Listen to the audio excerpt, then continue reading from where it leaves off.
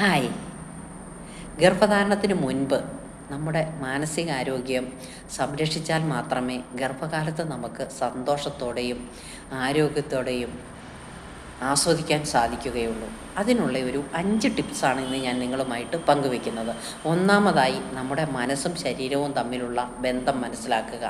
മനസ്സിൻ്റെ ആരോഗ്യമാണ് ശരീരത്തിൻ്റെ ആരോഗ്യം.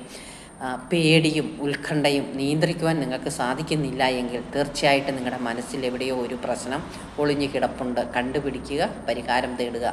രണ്ടാമതായി, മനസ്സിൻ്റെ പരിശോധന നടത്തുക. ദിവസേന മനസ്സിൻ്റെ പരിശോധന നടത്തുക.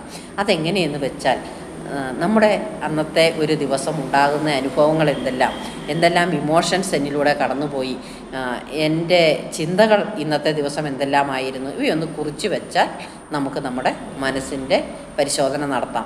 മൂന്നാമതായി, വിനോദങ്ങൾക്കും അതുപോലെ തന്നെ വിശ്രമത്തിനും നാം സമയം കണ്ടെത്തണം.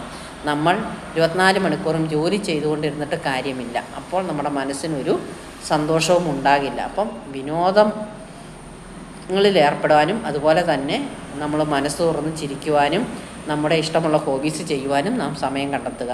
നാലാമതായി, സംഭാഷണം നടത്തുക.